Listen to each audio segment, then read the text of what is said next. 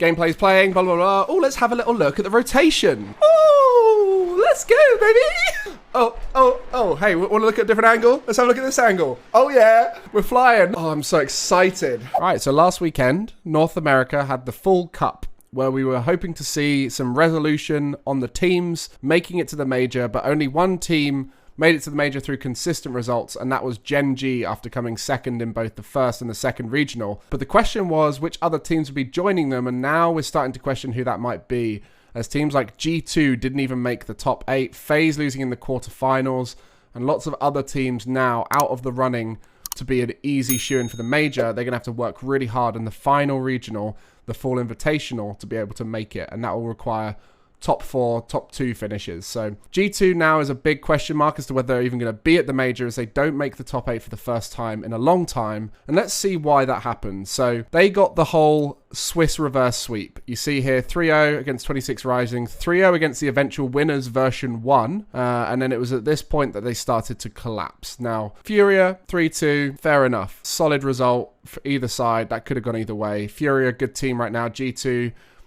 just missing out there. SSG, similar kind of story. Could have gone either way. Gen.G, same thing. They've made the final twice. They're a good team right now. All of these teams are fair results to lose to, but to lose to all of them is the concern. G2, obviously the world finalists from last season, winter major winners, the strongest team in North American at the end of the season. They've come back in and they're not looking so strong now. And obviously beating V1, fair play, good result. They just need to be winning more of these. So we're going to look at the Gen.G game and see what's happened to G2 as they've started to fall off through the Swiss. I feel like I'm going to sneeze. There you go. G2 in this matchup won game 2, but then lost the other games. Every single game having a goal in it for each team. So defensively, both teams not able to hold out. Let's have a look at some of the stats. Chronic having a stonker series, 1.25 goals per game. Huge shooting percentage there. But the shooting percentage a little bit lower. Atomic here, setting up lots of goals with those assists. Maybe that's why shooting percentage is a bit lower, but it's not that bad. JNAP's just not a huge amount of goal participation. Seemed to be the one making the saves, but overall, this to me looks like they're not making a lot of saves. Could be a defensive structure thing. Because look, Gen.G are shooting 5.75, G2 shooting 8.5. So G2 are overcommitting, it seems, based off of these stats. If a team loses and the opposition has a really high shooting percentage and low shots, lots of goals, that's normally a sign that the team that's conceding and losing there is overcommitting a lot. Because these goals are going in too easy, right? 5.75 shots from Gen.G, and yet they were scoring, 2.5 goals a game? That shows that you're getting free goals, probably breakaway goals and stuff like that. Demos. Gen.G weren't demoing a huge amount. G2 were demoing a fair amount, but nothing crazy there. Boost. Atomic always uses quite a lot of boost. JNAP's using quite a lot of boost, and then Chicago has to try and make up for it. Chicago got pretty good boost control and is good pad to big pad ratio. This G2, when they look bad, the first thing I always notice is their boost management. It's a big factor, right? You see here, average amounts aren't too bad here, but there's a lot of boost being used and not a lot of pads being picked up. So they're probably draining themselves at times, but we'll have to check. But it could also be related to the fact they're going for a lot of bumps, which is why they're using a lot more boost, because they were going for more bumps than usual. And you have to use boost to make sure you get that bump for sure. But yeah, and the big pads, look, big pads stolen. Big pads stolen. So actually, I don't know if this is a bad boost management, but instead a game plan around bumping boost stealing. But then if that's the case and they're conceding as many goals as they are, I think the rhythm of the team, based off of the stats I'm looking at, the rhythm of the team is not accounting for that slower, longer rotation of going for the bump and the boost steal. And they're probably overcommitting because their person is taking such a long time to rotate out. So that's what I would imagine is the case here. And if we see Atomic and JNAPs in front of the ball a lot, in fact, all of them are, yeah. So the amount of time in front of the ball shows they're getting broken away against. Oh, that was a Jack. Jack spends a lot of time in front of the ball anyway. So yeah, you can see here, percentage in front of the ball. Appjack is in front of the ball quite a lot. He does that quite a lot. He goes for bumps, boost steals, and plays disruptor upfield quite a lot. But yeah, you can see all three of G2 quite a lot of time in front of the ball. Normally, for most players, this is around 72%-ish. On average, so 70 to 75 area. All of them are below 70 behind the ball, which shows the ball is getting past them and they're getting counter-attacked on a lot. I don't know if that's going to be the full picture, but let's have a look and see what's going on. Yeah, one of the big things that Gen.G have got right now is they have very good boost management. They are grounded and they rotate back pretty fast. So that's like really good fundamental decision making. Let's see. Yeah, you can see right here, right? We spoke about their mindset, right? So JNAP's here is looking to get that upfield bump. And that means his rotation back's going to be a bit longer. But yeah, that's their real game plan here, it seems. They're trying to go for the sort of version 1 style of bumping upfield. G2 also plays a pretty pass-heavy structure, though, don't they? Going for a lot of forward passes would inflate time in front of ball. Maybe, but based off, I think time in front of the ball linked to what the other things we're looking at, to me, shows that they're going for a lot of upfield damage of like the bumps and the boost steals.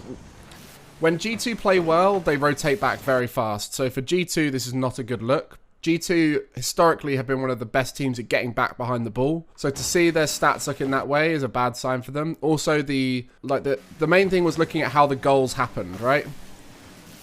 Like the goals happened from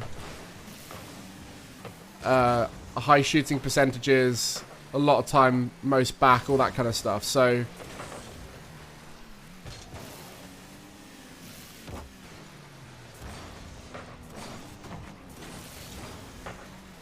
yeah, so we look here. This is an overcommit here, as Atomic has passed that up. Chicago's gone for and this is another thing Gen.G are very good at, is they're very good at turning situations into quick counterattacks.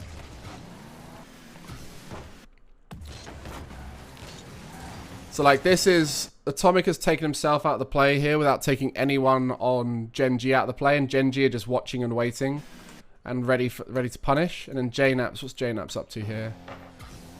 Just pushed up a little bit too far. Not quite able to read that. That's not a huge counterattack, but it's like a small counterattack of like a passing play on a fully defended team, right? So you can see right here. Right, so if you look here from this position, look at the structure. Oh, this position doesn't show on the wall. We might have to make it a bit higher. You can see here with the structure that Gen.G have, right? So you got Chronic back, Nolly rotating back, Jack's already back. So like as a team, they're not broken down. You can see from the boost amounts, as a team, they're pretty good on boost, right? And so going for a passing play in the midfield against a team that's fully structured is not a good way to go about it, right? And like if we watch, let's go from this position here. Okay. You can see it right there, like how far up everyone is on G2. Like they've all pushed up close to the ball, and then you can see the like gap over the top that creates for Nolly to go for. Like it's very good vision from Gen.G. But yeah, you can see like JNAP's pushed very far up. Chicago committing when he could clearly tell it was going to be a tough one. Like, that's a late round fatigue. That's like trying to force a goal a little bit too much. That kind of vibe.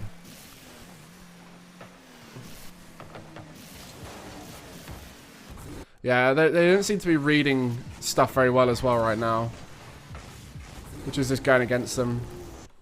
It's a very good play, though, from Jack. So close there. Sniped top corner. Yeah, you can just see G2 just aren't quite reading it. So, like, right, you see right here, this is what we're talking about their rhythm as a team is not accounting for the decision-making of going for bumps and boost steals, right? So right here, let's just watch this from Chicago's point of view. Chicago's coming in, misses that, and is now going for the bump boost steal. But right now, okay, to be fair, Chronic almost got bumped out of this. And, like, JNAPS couldn't quite go there. But what I'm interested to see if this happens a lot, right? So, Chicago is fine to go for this. Atomic, good shot, just narrowly misses out. So this is good Rocket League right here. What Chicago's doing. Good Rocket League, what Atomic's doing. But what they need to do is they need to be able to play the rhythm of teammates trying to break down the opponents to get the free goal, right? So right here, JNaps has to be patient, wait for that touch, give the teammates time to rotate out. So this is good Rocket League in general, but what I'd be interested to see whether this situation happens, but where JNaps commits and then gets thrown off by it, right? So like, this is almost a goal. This would have been a goal. If Chronic gets bumped there, this could have been a goal for JNaps. He just shoots it towards the net, that kind of vibe. But of course, Chronic avoids the bump, gets that block, JNaps takes up time, and we reset. See there, Atomic going for bumps. Okay, so like right here. Atomic goes to the bumps, good stuff. Chicago wants to center this. Good Rocket League. Great defense from Gen.G. So Gen.G are doing very well to defend out these situations. Right. Now at this point, let's have a look. So now, Chicago here looks to go on one of those bump runs, right? And then goes back. Like this is solid decision making, right? I'm just expecting to see one of these eventually be done badly, right? Where they, okay,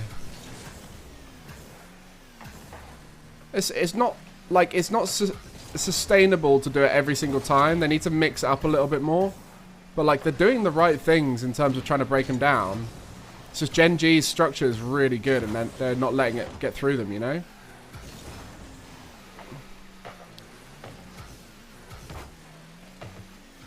Keeping control of the ball.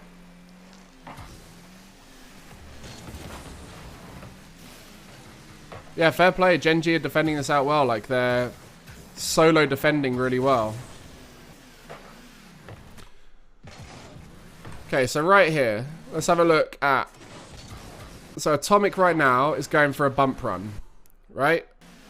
You see here, Atomic right here going for a bump run. The problem with this bump run style is it doesn't do well with slow plays, right? And this is the general issue I'm seeing a little bit with the G2 trying the bumping plays. Is they're just going for slower options, which don't capitalize on the bumps, right? So the best thing to do off of bump plays is to play like snappier options. And like right here, it's almost better for JNaps to just bang that one towards their backboard, or Chicago to be sat a bit deeper and bang towards their backboard, because the slower options give the opposition time to rotate back and fill the gaps that might have been affected by bumps, right? Similar kind of thing here, right? Chicago's taking a slower option,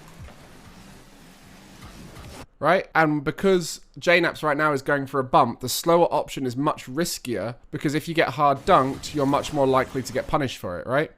So right now I would just say like the option selection from G2 whilst going for these bump runs is not quite lining up with the decision to go for the bump runs. And I don't know if that's a lack of experience going for the bump play style, or whether they're just not quite feeling it, so they're playing a bit slow. I know it's not the same thing, but Atomic's made a mistake here, so he's now upfield.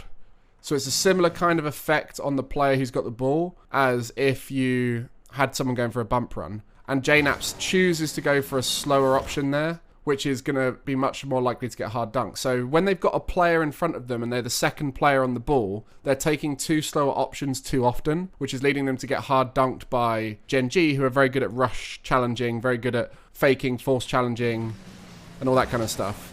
When you're playing threes, as the first person, you should be allowed to take risks that could result in you messing it up, right? If you play a good structure and you as teammates can cover for each other, you should be able as the first person to try something and sometimes miss, sometimes mess up. Obviously, you don't want to do it that often, but it shouldn't then lead to a goal against you. And in this situation, that's exactly what happened, right? Atomic went for something. It's going to fake top-level players out. You know, Nolly right now is going back thinking Atomic's going to boom it. Jack started rotating away thinking Atomic's going to hit it.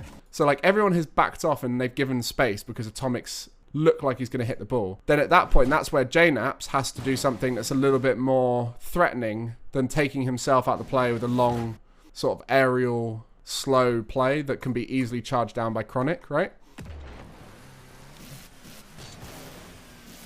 Like, I know Chronic pre-jumps that. That just shows you how predictable it was, right? Atomic took himself out of the play.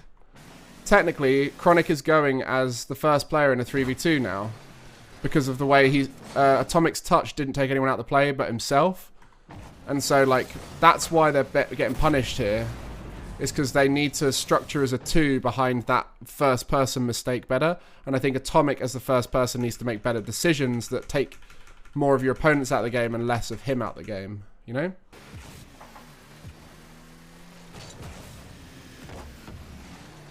That's good offense from G2, but if we look here, Nolly's play, slow recovery.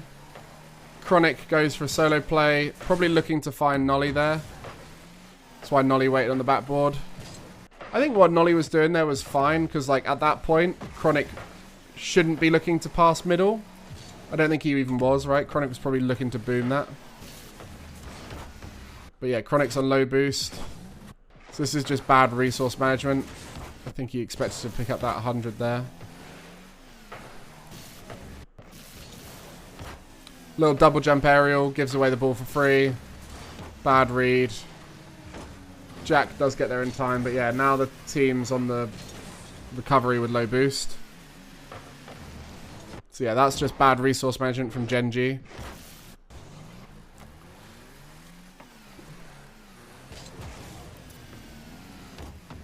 Fine by Nolly to do that. Kind of force Chronic into the play. Yeah, I don't know. Like, it's a combination of like bad resource management and just like trying to push a goal when there wasn't really any need to. Right? Like they could have just played it a bit smarter there and looked to just, you know, keep control of the ball rather than hitting it away as much. But yeah, that last goal was great punish by G2 in the situation. But it was very much like Gen.G providing us an opportunity by overcommitting. So in this so far, it does just look like, let's go to the final game. It does just look like to me that G2 just are lacking a little bit of a read of the play, execution. They're trying to force this bump to score idea. And their players behind are taking 2 slower options that are easy to dunk. So it's pushing up quite far. So you see like here, for example, right? JNAPS is going for a solo play and Atomic's pushing right up close to it, right?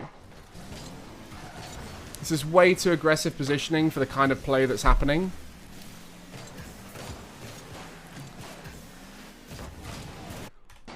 Because the likelihood of this popping down to Atomic is super low. And then it just means he can't get back behind the ball. So like, the option from JNAPS is fine here, right? Good little option. Goes for the block. But he goes for the block thinking his teammates are both going to be a bit further back.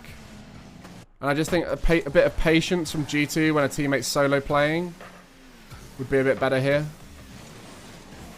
So this makes it really awkward then for a teammate to come in and challenge as a third. But yeah, they're just playing quite far up, which is my main concern. Like everything they're doing, they're just pushing up a bit too far. Yeah, you see again, look, this rotation out, it's fine.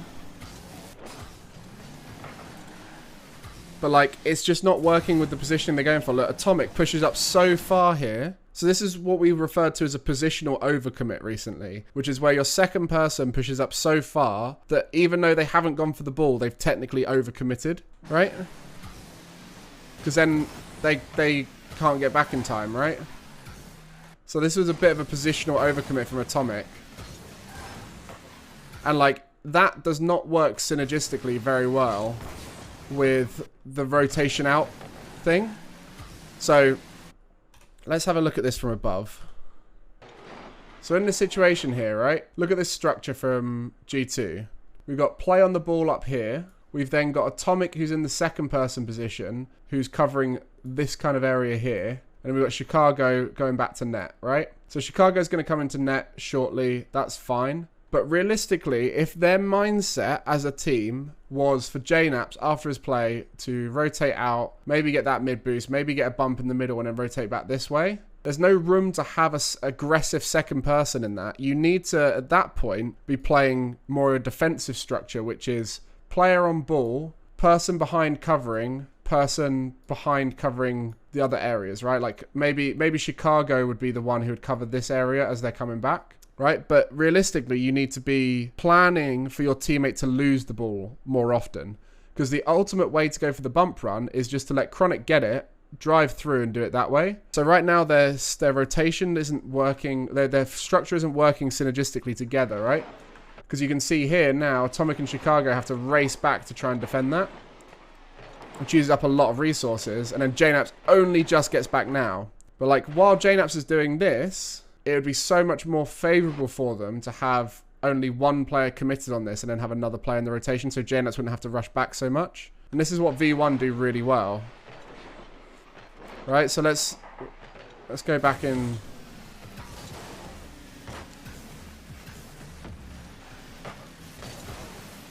So you see again here, right? So, Atomic's got a wiggly camera. So you see here, going for the bump run on Chronic, going for the boost steal, rotating back. Because of the rhythm of their play, Chicago is in here, beating Nolly to the ball. Fair play, good decision. Atomic now has to turn and go as the third on that ball. So, like, yes, it's fine in this situation, but you see JNAPS now has to turn and come back in.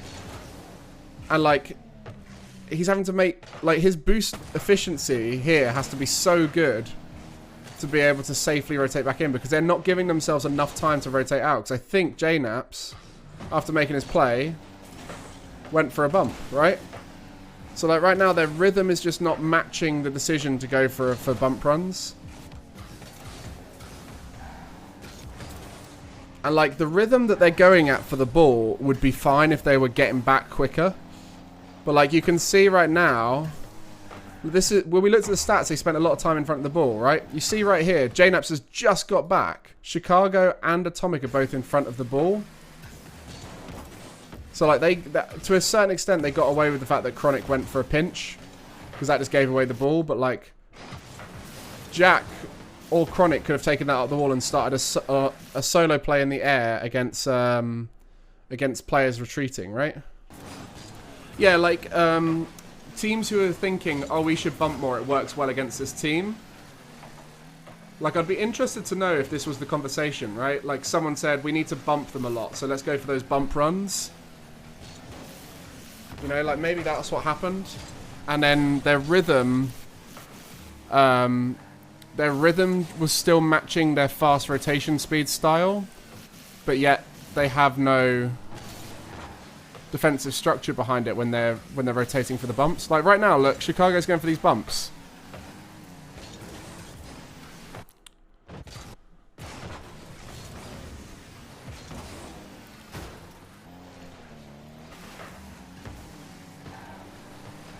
And it almost led to a goal here, right? Should be a goal there.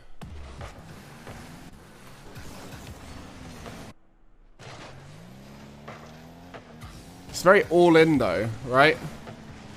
Like, of course it almost works. Like, both of those almost worked, but it feels like they're not comfortable with it. Like, when teams are missing shots like that, it shows they're not particularly comfortable at times, or maybe a bit tired, a bit... So, like, that could have very easily been a goal there. So, like, it will get you goals, but then it will also make you concede goals a lot.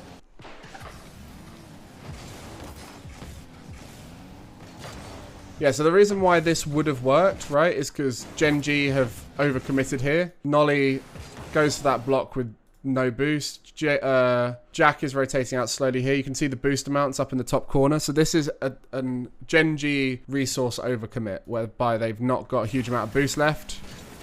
Chronic misses out on that boost there. As a team, they're low on boost. So going for the bump play when a team is low on boost is a great time to do it. I don't know how much... Let's have a look back and see how much boost starving could have happened. Oh yeah, Chronic pre-jumped that earlier, which has started off the... so Nolly missed that boost there, which did not line up well with the Chronic pre-jump. Then Chronic's all out of boost. And then Atomic followed through for a good boost steal there, right? Off the back of this. So Chronic gets boost starved by Atomic there, and Nolly boost starved himself over in their corner. So the combination of those two together, with then Jack here giving away the ball for free, that's what led to that overcommit from Gen.G. And that's where that bump run worked, right? Does that make sense? So the bump run worked there for G2 because of that boost overcommit from Gen.G. I don't know how much G2 knew about the boost amounts. But yeah, they should be scoring that. A lot of boost used off that kickoff there. Yeah, this is a chaos goal right here. Alright, there's not a huge amount GenG could do here. Nolly could have got a better read on that, I guess.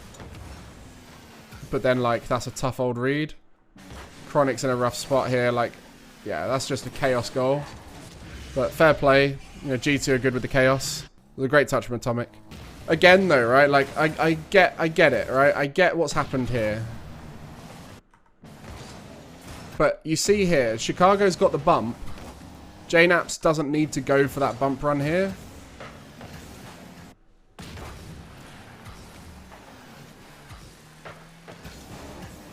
Fair play, like they've done it, they've executed it well, right?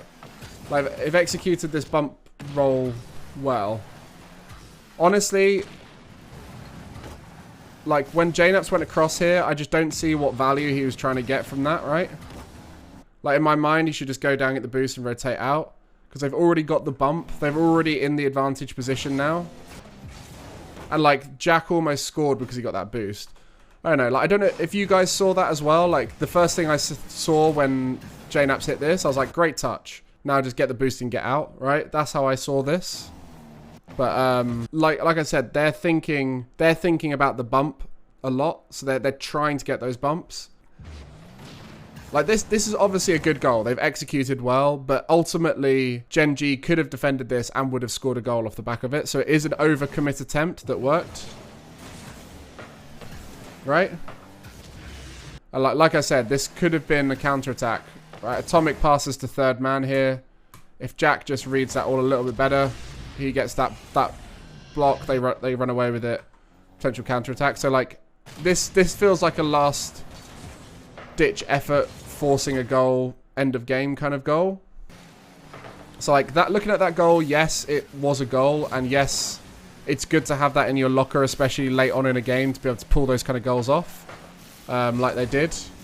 But it does feel to me a little bit like an overcommitting style, which just won't work against a team like how GenG are playing, which has just got solid structure. GenG, with the late round fatigue, it does feel like they are... Oh, this was so sick, wasn't it? It does feel a little bit like they're wasting a bit more boost. You know, trying to, like, force themselves to get to the ball quicker by wasting a bit more boost. And, like, pre-jumping and things like that. Which has led to them overcommitting with resources. Of, like, having not enough boost to cover. Like, diving in when they could just force and hold their boost. But yeah, this was so sick. So in summary, G2 were playing an overly aggressive bump heavy style, but weren't making the right decisions behind the bump runner to be able to delay the game so that person could rotate back and take effect on all their things. And I think sometimes they overdid it and overcommitted with it a little bit. And they often pass to the third man because of it, because their style is so frequently in, out, fast rotation speed. They're able to pass to what is the third because they quickly have someone coming back, so it then becomes the second. So a little bit of a misalignment of their game plans of fast rotation, pass the player who's available because we're going to get back quickly and we're efficient with our resources. And then the bumpy boost meta is a bit more, I'm going to take a long time to get back. So you take up some time on the ball. You do solo plays, 50-50s, stay nice and grounded, that kind of stuff. And then for Gen.G, they just defended really well and punished G2 on their overcommits by fast counterattacks and, like, you know, aggressive pre-jumps on the second player when the first player was out the play, when it was like a 3v2 kind of thing. Pretty solid from Gen.G, but I don't think Gen.G were particularly happy with that performance, and you could see there just was a little bit of inefficiency at times, some weird iffy touches and stuff like that. But yeah, they played very well. Chronic played very well in particular, so fair play to them.